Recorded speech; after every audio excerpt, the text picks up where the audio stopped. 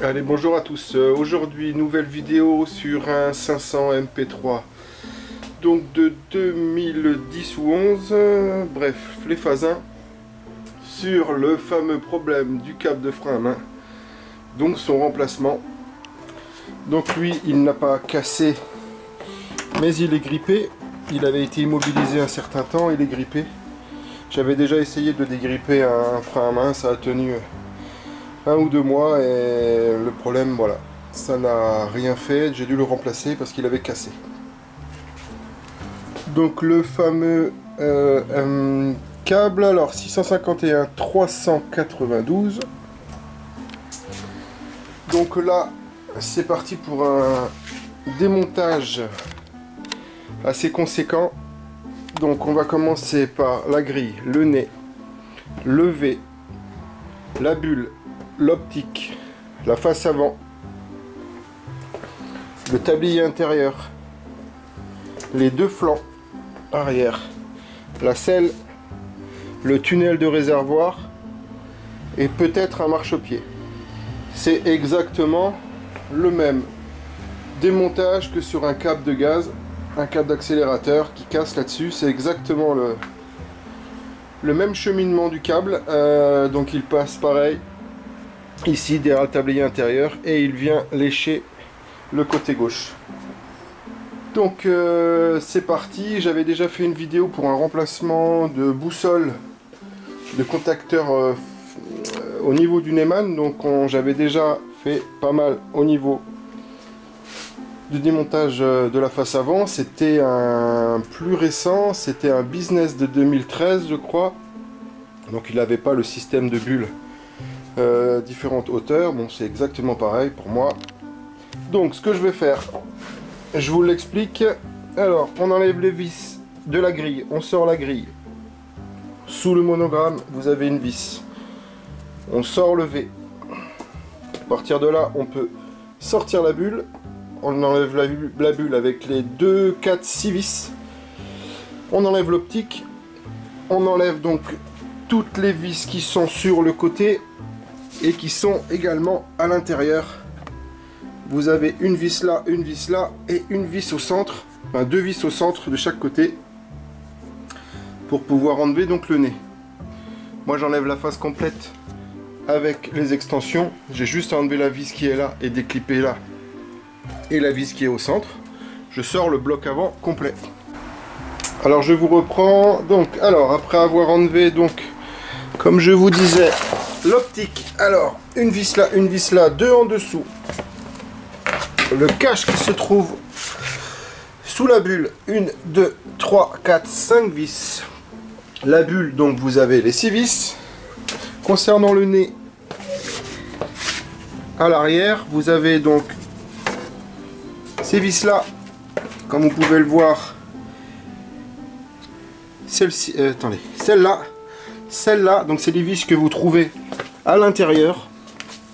Et vous avez surtout ces 2 vis de 6, donc qui sont plantées par dessous, ce qui vous permet de pouvoir sortir le nez. Après vous avez 2 vis sur les côtés, vous sortez le nez. Moi je le laisse pendre. Après vous pouvez démonter la veilleuse, bon, ça vous fait du travail en plus. Moi je laisse pendre. Donc la face avant, je vais la sortir. Il n'y a plus grand chose à faire là-dessus. Quand vous avez démonté tout ça, vous pouvez faire un check donc du niveau du roll lock. Regardez si vous n'avez pas une fuite au niveau du capteur de pression, du système de freinage et du roll lock.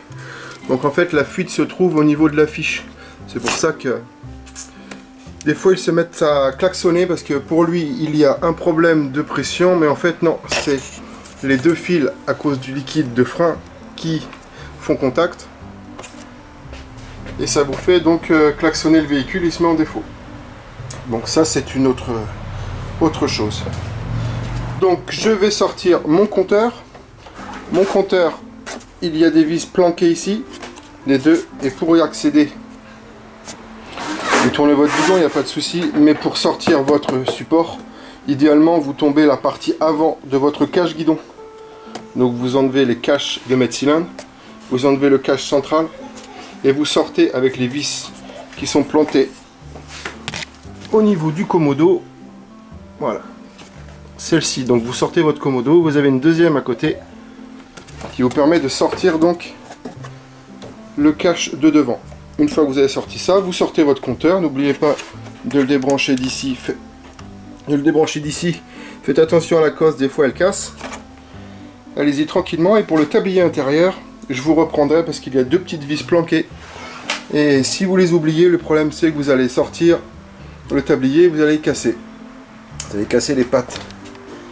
Donc je vous reprends tout de suite. Donc pour ça, en ayant enlevé donc compteur, le guidon, et pour le démontage du tablier intérieur, on va ensemble. A de suite.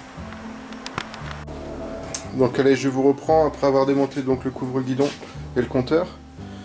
Pour le compteur, donc comme je vous ai dit, il faut enlever la partie avant du couvre-guidon pour pouvoir le sortir. N'oubliez pas la petite vis en travers qui tient sous le cache du compteur, le bouchon, et vous sortez votre compteur. Là, vous pouvez checker aussi les fils du Neumann, comme c'est une maladie là-dessus. Vous avez la cosse qui vient se clipser dans le Neumann qui fond. Donc faites un petit check, essayez de la démonter, regardez, graissez au cas où. Donc au niveau du tablier intérieur, donc vous avez quand même une vis centrale qui est là, mais c'est pas elle qui me pose problème. Donc là vous en avez une ici que je... Non, elle n'est pas poussiéreuse du tout. Donc le collier je l'ai enlevé et c'est ces vis là. En fait vous en avez une ici et vous en avez une qui est planquée juste là. Voilà. Donc vous passez à travers avec un long. Je sais pas si vous pouvez la voir. Voilà, oui à mon doigt. Vous passez avec un long tournevis donc cruciforme. Et donc vous avez les deux de chaque côté. Donc n'oubliez pas celle-ci. Moi ce que je vous conseille c'est d'enlever le tablier intérieur une fois que vous avez enlevé le tunnel. Comme ça vous ne forcez pas sur les pattes. On va passer à l'arrière. Donc on va enlever la selle, les trois vis et le capteur de pesée. Concernant donc l'arrière, on va enlever donc les poignées, le dosseret, les feux arrière, l'éclairage de plaque ainsi que la petite jonction entre les feux arrière. Donc tout se passe de l'intérieur et également d'ici des petites veilleuses à démonter. Vous enlevez les petites veilleuses d'éclairage de plaque et vous avez une vis tout au fond. Donc un tournevis cruciforme ou Torx suivant les années. Les feux arrière, vous les sortez de l'intérieur avec une vis qui est en travers. Vous sortez vos feux, vous sortez donc le cache. Vous sortez donc votre dosseret par l'intérieur. Vous avez deux vis de 10 et deux petites cruciformes qui tiennent le cache. On va voir ça ensemble. Donc vos poignées de maintien, les flancs, les vis. Donc là, vous avez, c'est en deux parties, vous avez la partie peinte et la partie brute. Donc vous aurez une vis qui se trouve ici, derrière, une vis qui se trouve là, et vous le basculez vers l'arrière. Concernant le flanc, quand vous aurez enlevé toutes les vis, vous le basculez vers l'avant. Parce que vous avez des petits ergots là, et il casse très vite. Donc là, celui-ci, vous le basculez vers l'arrière, celui-ci, vous le basculez vers l'avant. On n'en est pas là, je vais commencer à démonter avec vous. Voilà, j'ai donc enlevé la selle. Je vais le faire avec vous. Donc comme je vous parlais, j'ai enlevé ce cache avec ces vis là qui sont ici et les deux qui se trouvent donc au fond du support des veilleuses des éclairages de plaque. Concernant le feu, la vis se trouve ici. Donc vous sortez votre feu complet. Voilà, vous pouvez le débrancher. Le cache inférieur brut, une première vis ici, la deuxième ici, vous le basculez vers l'arrière, tout simple. Le dosseret, vous avez un caoutchouc là, un caoutchouc ici, et vous avez une vis cruciforme au fond. Vous enlevez vos caoutchoucs, vos vis. Le dosseret, vous avez deux vis également ici, avec un écrou de 10. une fois que vous avez tout sorti, vous sortez votre dosseret et vous sortez votre cache qui se fixe dessus. Concernant les poignées, les deux vis ici, les deux vis ici, une vis ici et vous sortez votre poignet. À partir de là, une fois que vous avez enlevé toutes vos vis du flanc, donc 1, 2, 3, 4 ici, comme je vous ai dit, vous le basculez donc vers l'avant. Donc vous le basculez vers l'avant. Une fois arrivé ici, on va démonter donc le tunnel de réservoir. Ce tunnel, vous avez un cache ici, un cache de l'autre côté. Donc ici, vous avez les fusibles. De l'autre côté, vous avez le petit bocal de remplissage pour la pédale. Donc une vis ici et vous aurez deux vis plantées sur les côtés. De là, de là. Une fois que vous n'aurez plus les flancs, vous enlevez votre bouchon de réservoir, vous le levez et vous le basculez vers l'arrière comme ça. De façon à ne pas casser les pattes qui se trouvent ici. Vous basculez tout. Ça va juste un petit peu forcer au niveau du bouchon. Vous forcez un petit peu sans faire la brutus, quoi, parce que sinon le cache là il casse. Et voilà, on en arrivera donc à une bonne partie du démontage. Une fois que le tunnel est parti, le tablier intérieur, vous enlevez votre vis recentre et vous le basculez vers l'arrière. Vous avez juste deux vis des deux côtés, comme ça vous le sortez vers l'arrière. Faites attention, c'est très fragile celui-ci. Allez, à de suite. Allez, voilà, je l'ai déshabillé de l'arrière, j'ai enlevé le tablier intérieur. Je voulais revenir donc sur deux choses. Donc c'est au niveau du cache, avant d'enlever le tablier intérieur, vous avez le petit cache on-off. Il faut faire très attention lorsque vous l'enlevez. Donc vous avez des petits ergots qui cassent très vite. Donc vous le desserrez, desserrez, je ne sais plus dans quel sens, je l'avais notifié donc dans la vidéo du Neyman, du MP3500, je me rappelle plus, mais faites très attention quand vous le déclipsez, ça casse comme du verre. Bon bref, deuxième chose, je voulais voir avec vous les petits organes qu'on a trouvés autour. Donc comme je vous parlais, la deuxième boîte à fusibles. Donc on a la première ici, la deuxième qui est ici, et vous avez le petit, celui de charge qui se trouve sur le relais de démarreur. Là, nous avons la centrale clignotante. Là, nous avons le module de télécommande d'ouverture de coffre à distance. Il était sur ce modèle-là, après ils l'ont changé. Il était directement au guidon, donc plus ce niveau-là. Mais sur ces années-là, voilà, le module, il est là, de clé codée. Là, nous avons le moteur d'ouverture de selle électrique. D'ailleurs, il faut que je le regarde parce qu'il a un problème. Nous avons le régulateur de charge avec sa cosse. Qu'est-ce que nous pouvons voir? Voilà, le répartiteur qui se trouve ici. Derrière, nous avons le module du Runlock, le boîtier du Runlock. Là, vous avez donc le niveau de liquide de la pédale. Après, tous les organes, les relais, les différents relais, la sonde de pression, deuxième répartiteur, donc le roll lock avec son capteur de position. Voilà, bon écoutez, là, donc j'ai enlevé donc mon tunnel de réservoir. Ce qui nous intéresse, c'est sur donc le côté, le câble qui passe. Bon, je vais démonter un petit peu plus pour le voir. Et je vous reprends tout de suite après. Donc j'ai monté le véhicule, donc comme vous pouvez le voir, donc le câble passe par ici, donc je vais enlever donc le marchepied droit qui se trouve ici. Il fait donc un petit tour par ici, il se retrouve donc à côté, attendez, je le vois plus. Donc voilà, j'ai pu démonter, on y voit un petit peu plus clair. Donc le câble qui nous intéresse, c'est celui-là. Il passe sur le marchepied droit, donc je vais le démonter, mais par contre j'ai des petits réhausseurs. Donc je vais le démonter un petit peu plus précisément. Je suis navré de te dire ça, mon ref, je suis désolé. Vraiment. Mais t'as de grosses lacunes. Qu'est-ce que je raconte? Comment ça, mon ref? Allez, sans le cache, on voit un petit peu plus. Donc, ce qui nous intéresse, donc, c'est ce câble qui se trouve ici, qui passe donc côté marchepied droit. Il repasse ici et il se cache derrière la boîte à air. Donc, concernant le démontage de la boîte à air, je la démonte complète. Vous avez une première vis ici, une deuxième ici.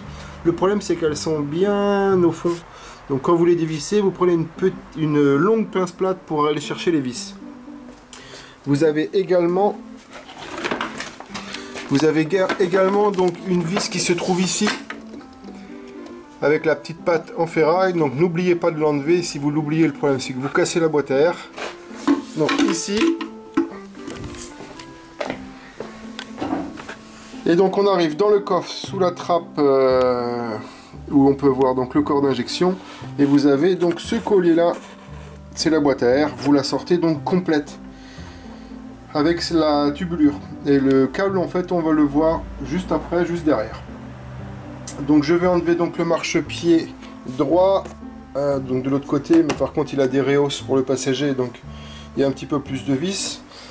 Mais sinon, donc l'autre côté c'est pareil, les vis centrales, et là vous avez les vis du tablier, du spoiler. Mais moi j'enlève la partie complète avec le spoiler. Donc voilà, donc j'ai juste dévissé mon marchepied, pas besoin de le sortir. Donc c'est lui qui passe ici. Et vous avez donc cette petite vis à enlever de 8 et le petit clip qui est ici. Après l'acheminement est très facile, vous le déclipsez. Donc après moi, il passe derrière le corps d'injection. Donc pour enlever la boîte à air, j'ai oublié de vous dire, on a le reniflard à enlever. Donc voilà, cette petite vis, vous la sortez. Et comme ça, vous sortez le reniflard complet avec la boîte à air. Ça évite d'enlever les colliers. Donc vous déclipsez le reniflard, il est plongé dedans et vous sortez votre boîte à air complète. Donc voilà, boîte à air enlevée. Donc ce qui nous intéresse, c'est lui, le câble qui se trouve ici. Donc il faudra enlever donc, les colliers. Ce que vous faites, donc vous le desserrez pour pouvoir le sortir avec du 13 ici. Vous le sortez donc de votre étrier. Après la petite vis de 8 côté marchepied droit et le petit clips. Et on va arriver jusqu'ici. Donc là vous aurez sans doute assez de mou pour pouvoir le sortir.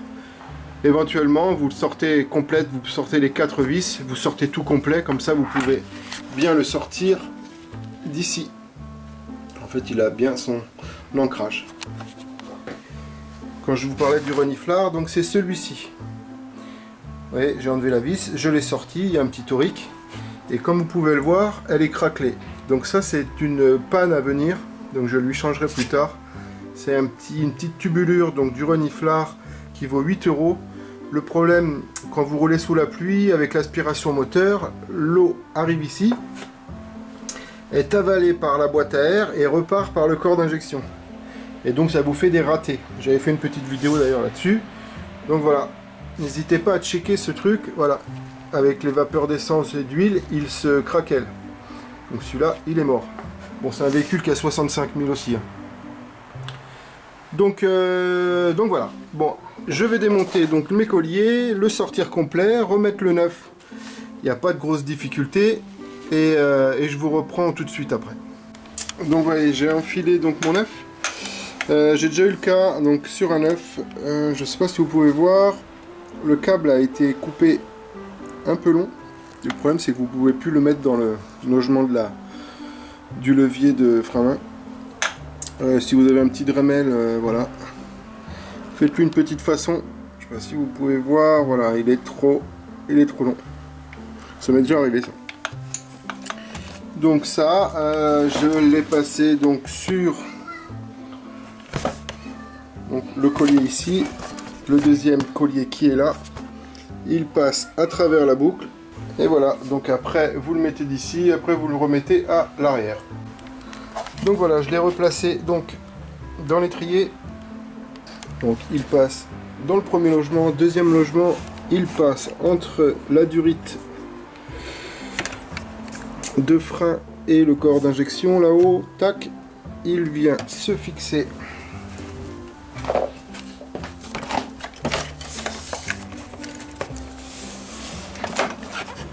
il vient se fixer ici avec le caoutchouc, le petit clip dans le trou, il part ici, il revient et vous l'enquillez dedans avec le caoutchouc qui vient par-dessus. Voilà, donc ça c'est fait. Il ne me reste plus qu'à remplacer les plaquettes de frein de parking parce qu'elles sont mortes. Comme ça, je ferai mon réglage à la fin. Le réglage, donc vous avez un écrou et un contre-écrou. Ne le serrez pas trop fort. Bon, là il est neuf. Mais quand vous faites un resserrage de votre ancien, allez-y tranquillement parce que ça casse. Donc, créez votre dureté là-haut à votre guise, mais bon, pas trop serré. Donc vous serrez, vous desserrez donc l'écrou, pardon. Oh là, je vais y arriver. N'hésitez pas à remettre de la graisse sur le filetage en fait intérieur quand c'est un ancien, mais même quand c'est un neuf, moi je vais le mettre. Je vais badigeonner de graisse, je remets le caoutchouc, donc vous avez cet écrou que vous desserrez pour pouvoir le faire avancer. Et après, n'hésitez pas à resserrer le contre-écrou. Ça, vous n'y touchez pas, c'est serré d'origine. Donc moi, comme je vous dis, les plaquettes de frein de parc, elles sont mortes. Je vais les remplacer parce que je pense que comme c'était grippé, le frein de parc était, je pense, un petit peu en prise et ça les a mangés. Donc je change mes plaquettes et après je finis par mon réglage. Voilà, donc juste petite info au niveau du corps d'injection. Donc vous avez pu voir, pour le nettoyage c'est un peu facile avec cette boîte à air enlevée. Vous avez 3 vis. Vous avez celle-là, celle-là et celle qui se cache juste en dessous. Vous enlevez ces 3 vis et vous pouvez sortir votre corps d'injection pour nettoyer. Vous faites cette opération quand le véhicule a des problèmes de ralenti et de calage. Le véhicule boite, vous le sentez qui tourne un petit peu sur 3 pattes. Voilà, nettoyage du corps d'injection. Donc ce qu'il faut faire, filtre à air neuf, bougie neuve, nettoyage du corps d'injection. Si ça continue, vous faites un passage à la valise, mise à 0 du TPS et votre ralenti donc redeviendra comme neuf. Voilà, bon écoutez, je pense que cette vidéo sera utile un petit peu pour tous. Je vais remonter tranquille. Donc pas besoin de filmer donc le remontage. Vous vous en doutez bien que c'est la partie inverse de ce que vous avez démonté. Faites des petits checks pendant qu'il est démonté de tout ce qu'il en est. Regardez vos petites fuites et tout ce qui s'ensuit. Faites vos niveaux. Et voilà. Donc écoutez, ça a été une opération. Donc moi je facture 2h30. Dans le sens où c'est du démontage, d'accord, mais ce n'est pas non plus niveau difficulté énorme. C'est juste du démontage, il vous faut beaucoup de place parce que le MP3 quand il est démonté, il y en a sur 450 mètres carrés. Voilà, ne tombez pas dans le piège des garages qui vous facturent 5-6 heures. Écoutez, c'est sûr, pas tout le monde le fait, mais faut arrêter quoi, c'est du vol. C'est du vol à 5-6 heures. Là, pour vous dire, là, même en filmant, j'en ai eu pour 3 heures... allez, 3h20. En démontant, mais c'est parce que j'ai filmé, j'ai fait des gros plans et tout ce qui s'ensuit. Donc sinon, moi je facture ça 2h30, démontage, remontage, tac tac, voilà. Je parle que du changement du câble, pas des petites interventions à côté. Donc voilà, écoutez, je vous laisse là-dessus. Bon démontage, bon remontage, c'est une grosse opération, mais ça se fait très bien. N'hésitez pas si vous avez des questions et abonnez-vous.